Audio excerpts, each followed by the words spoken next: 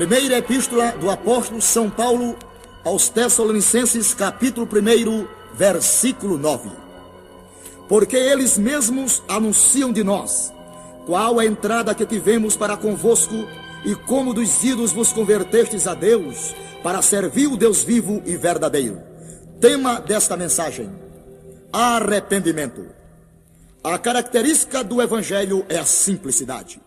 Quando o apóstolo Paulo declarou ao carcereiro de Filipos os termos da salvação, disse apenas: crer no Senhor Jesus Cristo e serás salvo. Atos 16 e verso 31. O apóstolo Pedro, falando sobre o mesmo assunto, afirmou: porque debaixo do céu não existe nenhum outro nome dado entre os homens pelo qual importa que sejamos salvos. Atos 4, verso 12. Nenhum outro a não ser o de Jesus Cristo.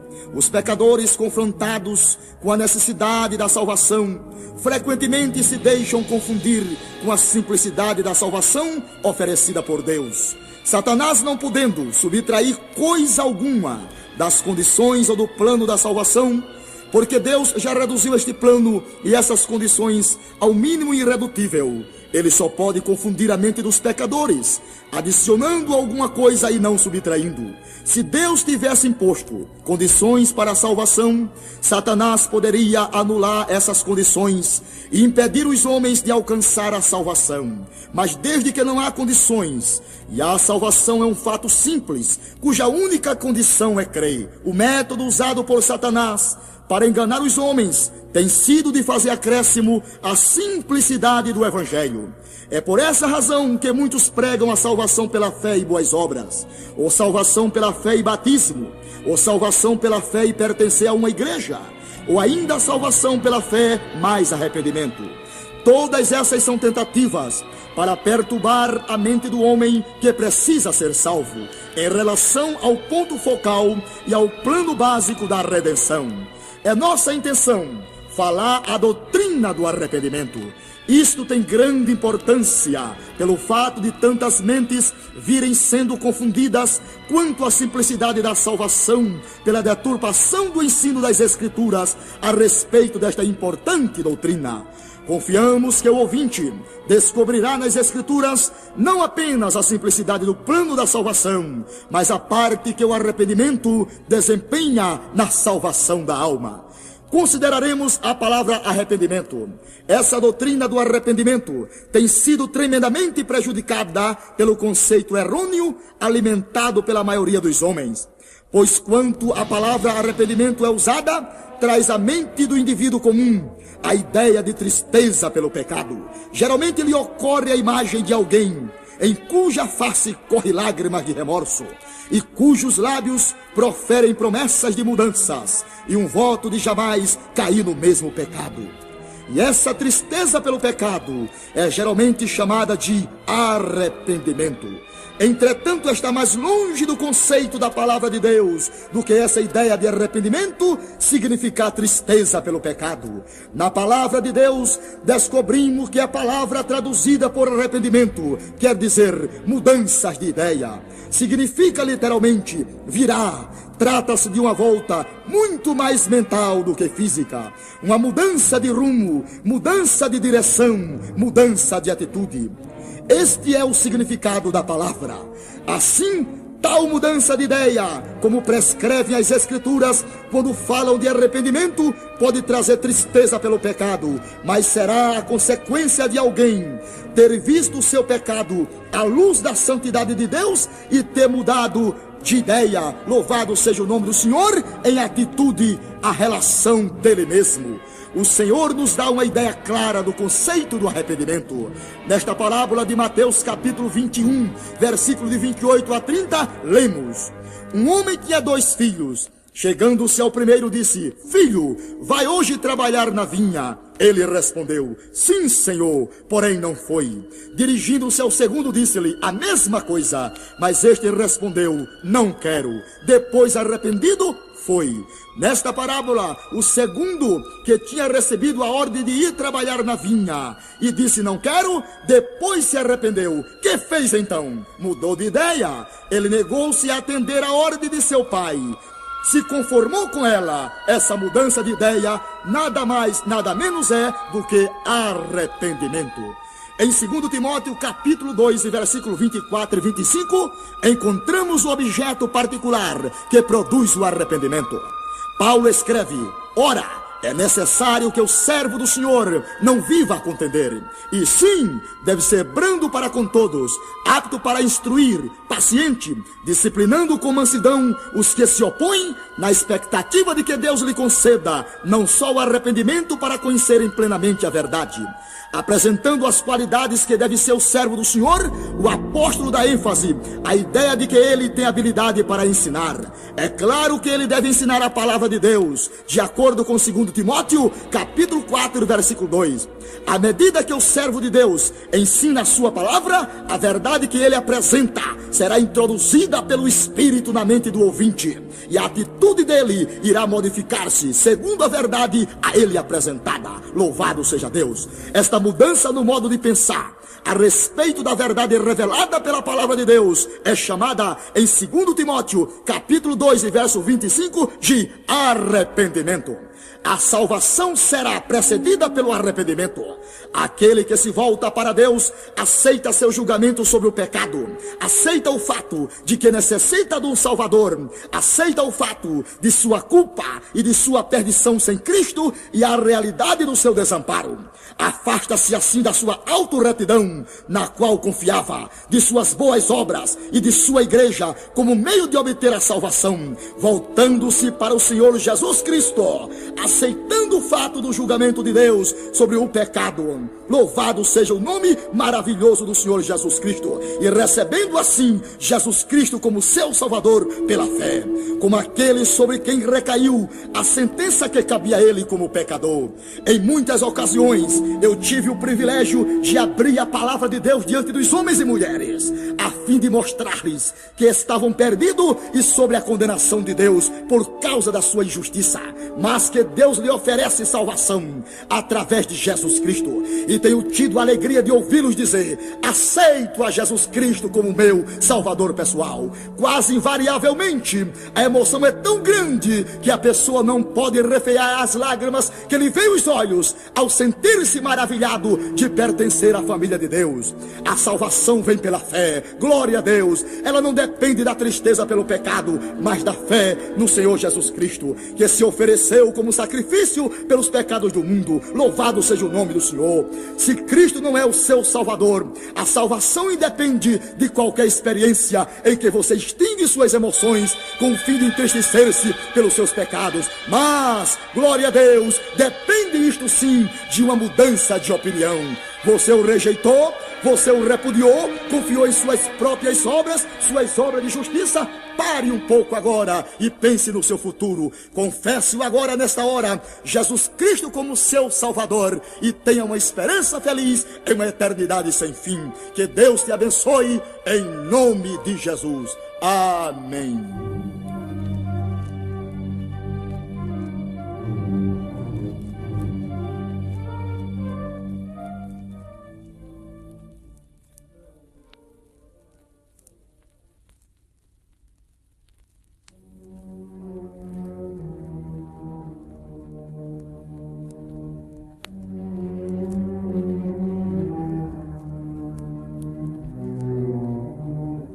Evangelho de São João, capítulo 3, versículo 3. Jesus respondeu e disse-lhes: na verdade te digo, que aquele que não nascer de novo, não pode ver o reino de Deus. Tema de nossa mensagem: regeneração. Dentre as muitas experiências do homem na vida, a que certamente melhores recordações lhe traz, e se destaca entre todas, é a do momento em que o primeiro filho lhe é colocado nos braços. Ele segura aquela criatura tão pequenina, olha para aquele rostinho vermelho, enrugado, choroso e diz: é meu. Quantos sonhos, esperanças, desejos e ambições enchem o coração do pai naquele momento. O pastor tem repetidamente o privilégio de ir ao hospital onde nasceu uma criança. E quase sem exceção, depois de falar com os pais do bebê, o pai lhe diz: venha até o berçário, quero mostrar-lhes meu filho. exibindo toda a sua alegria de pai. Nunca nos cansamos de admirar o milagre do nascimento. Ao contrário, maravilhamos-nos cada vez mais com o milagre de uma nova vida que vem ao mundo. Os céus nunca cessam de se maravilhar, louvar e agradecer ao Deus da criação e o Deus da recriação pelo milagre do novo nascimento. Nosso Senhor Jesus Cristo, falando a Nicodemos, disse: importa-vos nascer de novo. O apóstolo, em Tito capítulo 3 e versículo 5, afirmou: não por obras de justiças praticadas por nós, mas segundo a sua misericórdia, ele nos salvou, mediante o lavar regenerador e renovador do Espírito Santo. O novo nascimento de João 3 é chamado de regeneração. Em Tito 3 e 5, a mesma verdade nos é apresentada sobre um outro termo, e em Efésios 2 e 1, onde o apóstolo diz: ele vos deu vida, estando vós mortos em vossos delitos e pecados. As palavras da vida, ou vivificar, têm o mesmo conceito que nascer de novo ou regeneração. A palavra de Deus frequentemente faz referência àqueles que são filhos de Deus. Em 1 João 3 lemos: amados, agora somos filhos de Deus, e ainda não se manifestou o que haveremos de ser. Versículo 2. Vede que quão grande amor nos tem concedido o Pai, ao ponto de sermos chamados filhos de Deus. Versículo 1. E nós o somos, disse o apóstolo. Louvado seja Deus. E quando é feita alguma referência àqueles que nasceram da família de Deus como seus filhos, as Escrituras empregam o mesmo conceito básico usado por Jesus Cristo. Quando Jesus Cristo falou a Nicodemos: importa-vos nascer de novo. Em 2 Coríntios 5 e 17 lemos: se alguém está em Cristo, é nova criatura. Assim, quer falemos sobre nascer de novo, novo nascimento, regeneração, vivificação, tornar vivo, filho de Deus ou nova criatura, todas essas palavras trazem à nossa mente o milagre do novo nascimento. E é este milagre do novo nascimento que queremos considerar quando usamos o termo doutrinal regeneração. A palavra regeneração é latina e significa renascer, nascer de novo, ser gerado outra vez. E mesmo que haja alguma dúvida sobre a significação da palavra regeneração, não deverá haver nenhuma sobre a expressão nascer de novo, nascer outra vez ou novo nascimento. Quem nasce neste mundo nasce espiritualmente morto. Precisa, por isso, nascer outra vez de um novo pai, em uma nova família, se quiser ter a vida eterna e se tornar um filho de Deus. Louvado seja Deus. Todas as pessoas, exceto Adão, vieram a este mundo de um mesmo modo, pelo mesmo nascimento. Este é o resultado da concepção, pelo qual os pais transmitem à criatura a sua natureza, a vida que eles mesmos já possuem. Se vamos nascer da família de Deus, isto deve dar-se através do milagre de um novo nascimento, de um novo Pai, que pode conceder-nos uma nova natureza, para que possamos ser feitos filhos de Deus. Louvado seja o nome do Senhor. Creio que esses fatos que estamos apresentando são bastante conhecidos, pois não há verdade mais importante do que esta afirmada por Cristo a Nicodemos: importa-vos nascer de novo. Vejamos agora algumas passagens das Escrituras Sagradas que enfatizam diferentes aspectos desta verdade, para que você possa compreender a complexibilidade deste milagre, o novo nascimento. Louvado seja Deus. O milagre desse nascimento é um milagre complexo. Aquilo que recebemos com tanta naturalidade é a manifestação da excelsa grandeza do poder e sabedoria de Deus. No primeiro capítulo do Evangelho de João, versículos 12 e 13, nós lemos: a todos quantos receberam, Deus deu-lhes o poder de serem feitos filhos de Deus, a saber, aos que crerem no seu nome, os quais não nasceram do sangue, nem da vontade da carne, nem da vontade do homem, mas de Deus. Note que no versículo 13, deixando de lado ideias intercaladas ou subordinadas, João afirma: os quais nasceram de Deus. E nesta frase, nascidos de Deus, a ênfase é colocada no autor do novo nascimento. Deus é o autor do plano da salvação. O apóstolo Paulo, escrevendo em 1 Coríntios capítulo 1 e verso 30, nos recorda que Cristo é a sabedoria de Deus. Glória ao nome do Senhor. Em Romanos no capítulo 3 e verso 26, ele nos diz que a salvação a nós é oferecida em Jesus Cristo e é a manifestação da sabedoria de Deus, pois Deus encontrou a solução para o problema de como ser justo e ao mesmo tempo fazer justiça ao ímpio. O autor de nossa salvação é um Deus cheio de sabedoria. A salvação não foi resultado de uma reflexão tardia, como se depois do homem pecar, Deus descobrisse um meio de remendar uma brecha em seu plano, mas a salvação foi ordenada em Cristo antes do princípio dos tempos. Fomos escolhidos em Cristo, diz a Bíblia. Paulo nos fala em Efésios 1 e 4, antes da fundação do mundo, a fim de que Deus pudesse manifestar sua graça e amor, misericórdia, sabedoria, justiça, retidão e santidade.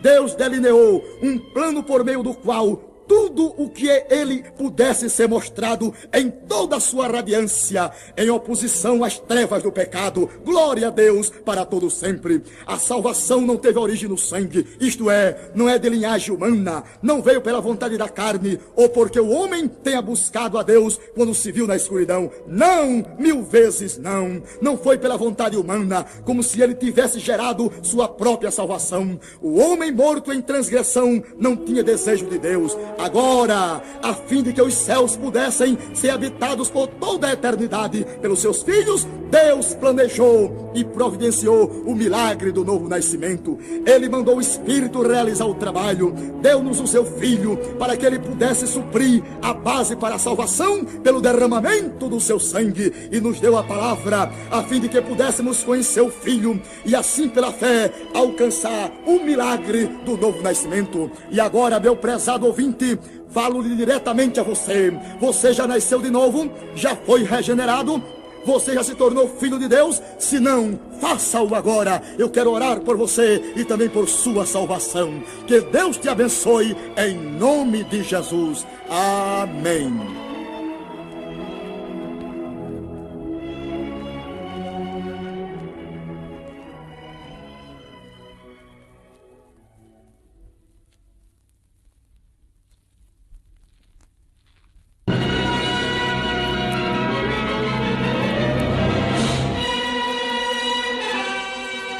Epístola do apóstolo São Paulo aos Romanos, capítulo 3 e versículo 21. Mas agora se manifestou sem lei a justiça de Deus, tendo o testemunho da lei e dos profetas. Capítulo 4, versículo 8. Bem-aventurado o homem a quem o Senhor não imputa o pecado. Tema desta mensagem: justificação. Em muitos tribunais, adota-se o princípio jurídico de que a sentença, em qualquer caso, seja de acordo com os fatos apresentados nos autos.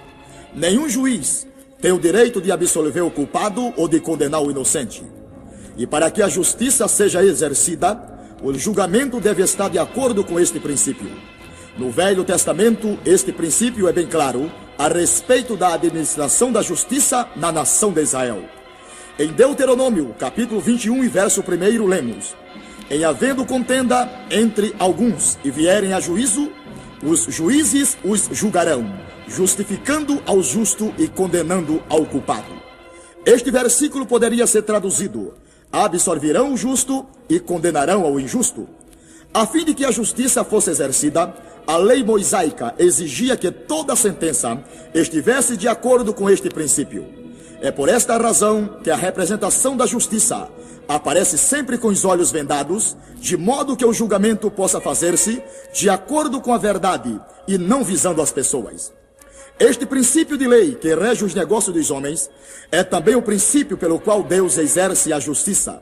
Quando Deus, como juiz santo e justo, senta-se para julgar os homens, seu julgamento deve ser feito de acordo com a verdade e a justiça. Deus precisa, naturalmente, justificar o inocente e condenar o culpado. Nenhum juiz poderia administrar a justiça se tratasse os fatos de modo diferente do que são na realidade. E seria então um juiz injusto se, por favoritismo, absolvesse o culpado e condenasse o inocente. Esta lei é tão inflexível que deu origem ao que se poderia chamar de o maior enigma já enfrentado: o enigma que Deus enfrenta quando, como Deus santo e justo, tenta aceitar os pecadores em sua presença. Como Deus poderia ser justo e ao mesmo tempo justificar o ímpio? Como pai, estamos sempre prontos a desculpar o mau comportamento de nossos filhos.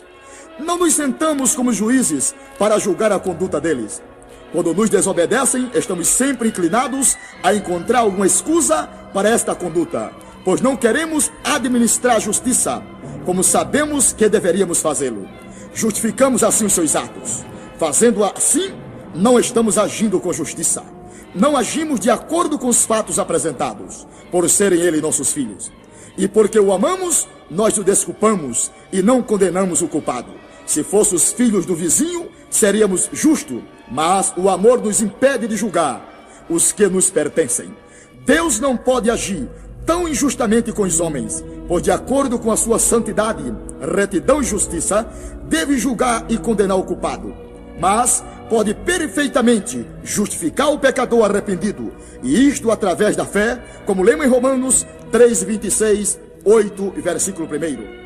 Em primeiro lugar, o apóstolo mostra que ao sermos colocados em Cristo Jesus, o velho relacionamento termina e o novo relacionamento é instituído.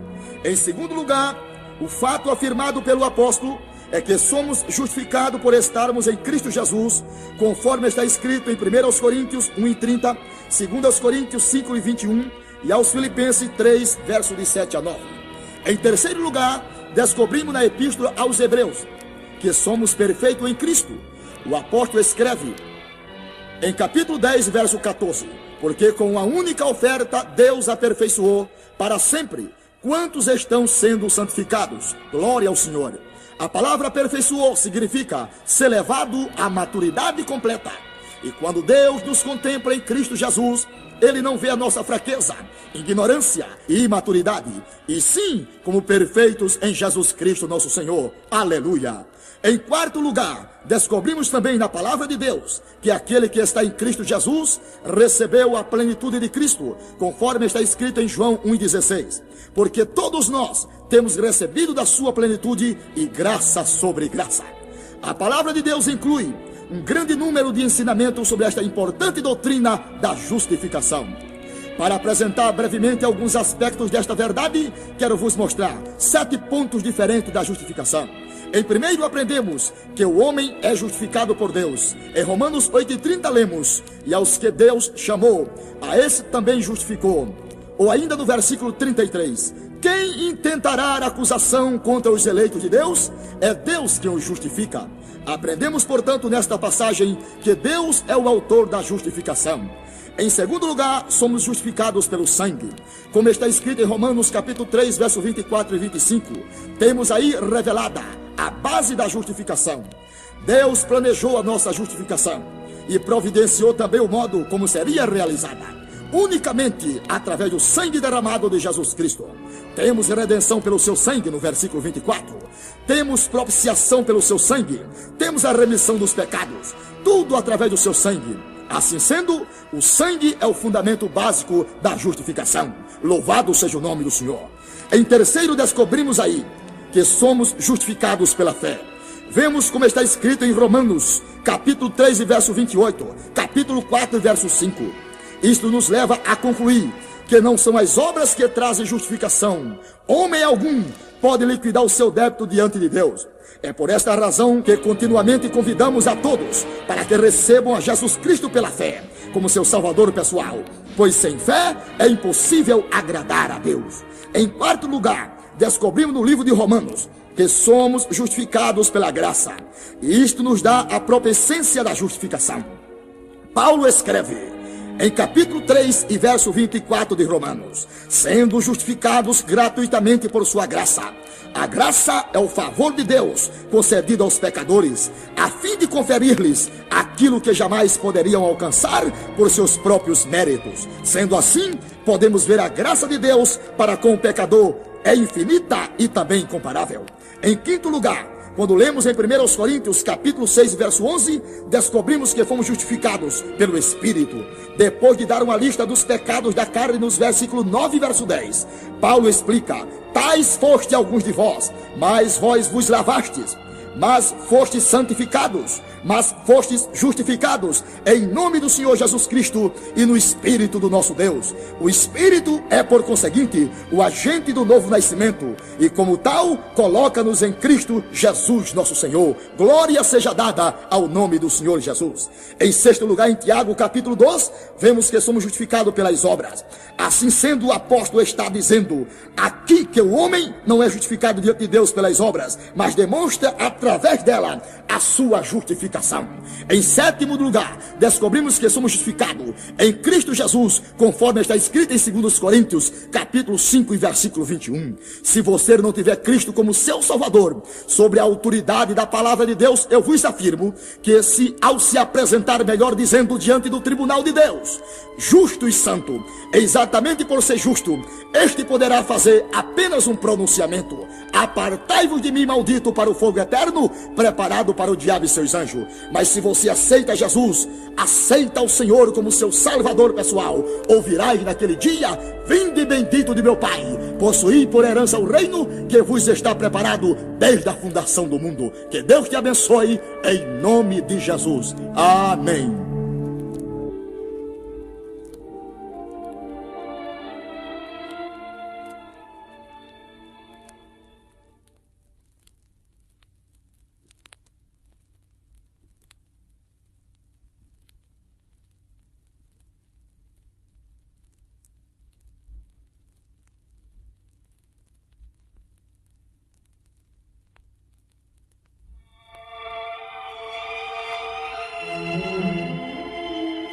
Livro do profeta Isaías, capítulo 53, versículo 4. Verdadeiramente, ele tomou sobre si as nossas enfermidades e as nossas dores levou sobre si. E nós o reputamos por aflito, ferido de Deus e oprimido. Tema desta mensagem: substituição. Desde antes da criação do mundo, Deus tinha o propósito de enviar seu Filho para que ele pudesse demonstrar a infinita graça do Senhor através de sua morte. A partir da queda do homem, toda a criação pecadora esperava a vinda do Redentor. Depois da morte de Cristo, todos os olhos se voltam para este evento do passado, que é o ponto principal da história divina.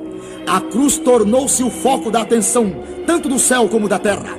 Quando vemos Jesus sendo levado à morte, podemos fazer a nós mesmos esta pergunta: por quê?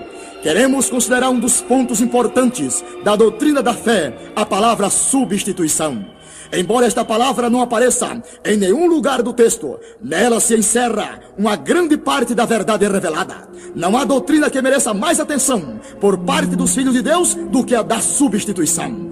A necessidade da substituição surge da exigência justa e santa de um Deus justo e santo, no sentido de que os pecadores sejam punidos pelos seus atos de pecado.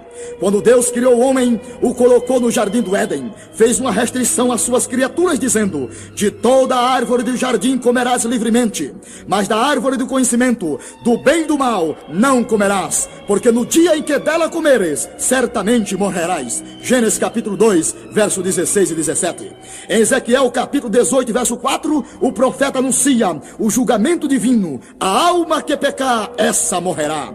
As palavras de Romanos capítulo 6 e verso 23 são familiares: o salário do pecado é a morte, mas o dom gratuito de Deus é a vida eterna em Cristo Jesus, nosso Senhor. Louvado seja o nome do Senhor. É bem conhecida o princípio revelado pela palavra de Deus, que um Deus santo e justo precisa agora executar a sentença que ele mesmo estabeleceu para o pecado. Quando Adão pecou, vinculou toda a raça humana ao seu pecado, e quando pela imputação o pecado de Adão foi debitado na conta da humanidade, tornou-se necessário que Deus julgasse o pecado e que os pecadores fossem punidos por causa de suas transgressões. Entretanto, glória a Deus, o nosso Deus, de infinita paciência e compaixão, longanimidade, misericórdia e graça. Deus não é um Deus que tenha prazer na morte do perverso, mas sim que se alegra em conceder graça àqueles que merecem apenas condenação e ira. É como se houvesse um conflito na própria natureza divina.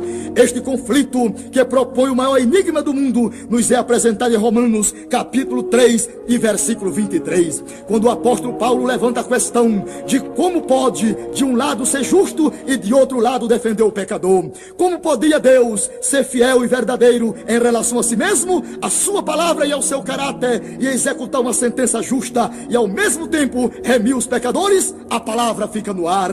Deus encontrou o meio de ser justo e ao mesmo tempo justificar aqueles que nada fazem além de crer. Louvado seja Deus. A solução que ele encontrou para esse problema está na doutrina da substituição. Esta doutrina nos apresenta a grande verdade das Escrituras. Deus foi fiel a si mesmo, ao seu caráter e à sua palavra ao punir o pecador. Glória a Deus. Mas a punição do pecador se realizou na pessoa de um substituto. Para que a condenação de Deus fosse executada sobre aquele que tomou nosso lugar, Deus pode, portanto, agora receber aqueles que satisfazem uma única exigência: crê no sacrifício expiatório de Jesus, porque o salário do pecado recaiu sobre o substituto e seu débito foi pago por outra pessoa. Glória ao Senhor. Peço que o ouvinte se concentre nesta doutrina vital, enquanto consideraremos os ensinamentos da doutrina e da palavra substituição. Antes de tudo, vejamos algumas passagens que nos apresentam o conceito de um substituto e a doutrina da substituição. No texto original, os autores do Novo Testamento usam uma preposição que nos transmite a ideia de alguém fazendo alguma coisa em benefício de outra ou em seu lugar. Quando Jesus Cristo é apresentado como substituto, neste sentido, ele está se oferecendo em nosso benefício, está realizando um ato para o nosso bem, executando uma obra a nosso favor. O apóstolo escreve em Lucas capítulo 22 e verso 19 e 20 que Cristo, tomando o pão, tendo dado graça, o partiu e lhe deu, dizendo: isto é o meu corpo oferecido por vós, fazei isto em memória de mim. Semelhantemente, depois de cear, tomou o cálice, dizendo: este é o cálice da nova aliança no meu sangue, derramado em favor de vós. Quando Cristo diz aqui, oferecido por vós e derramado em favor de vós, ele está dizendo literalmente: aqui está o corpo que é dado em lugar do seu, para seu benefício, e aqui está o sangue que é derramado para o seu bem. Quando foi instituída a ceia do Senhor, Cristo estava anunciando a doutrina da substituição. Outra vez em João, capítulo 10 e verso 15, Cristo disse: assim como o Pai me conhece a mim, e eu conheço o Pai, e dou a minha vida pelas ovelhas. Trata-se aqui da mesma expressão encontrada em Lucas 22, 19 e 20. E Cristo disse que quando ele, como pastor, deu a sua vida, não fez isto em seu benefício próprio, mas em nosso benefício. Glória a Deus, glória a Deus. Não foi pelo proveito que poderia extrair desse sacrifício, mas pelo bem que poderia proporcionar aos pecadores através deste sacrifício. Dou a minha vida pelas ovelhas. Novamente em Romanos capítulo 5, verso 8, o apóstolo escreve: mas Deus prova o seu amor para conosco pelo fato de ter Cristo morrido por nós, sendo nós ainda pecadores. Oh, maravilha! Oh, que grande milagre! As mesmas palavras são usadas. Cristo morreu em nosso lugar para nos beneficiar, para que fôssemos favorecidos por sua morte.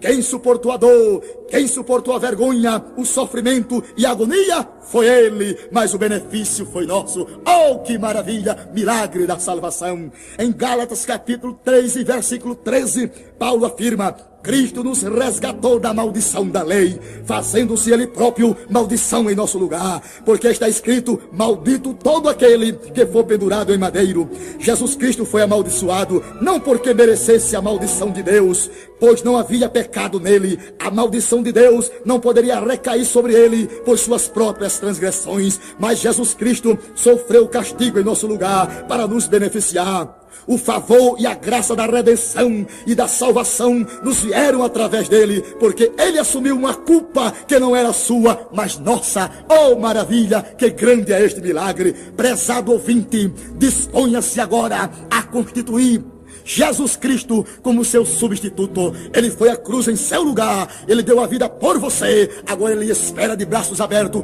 Qual será agora a tua atitude diante desta cena? Aceite-o agora como seu Salvador e Senhor. Que Deus te abençoe em nome de Jesus. Amém.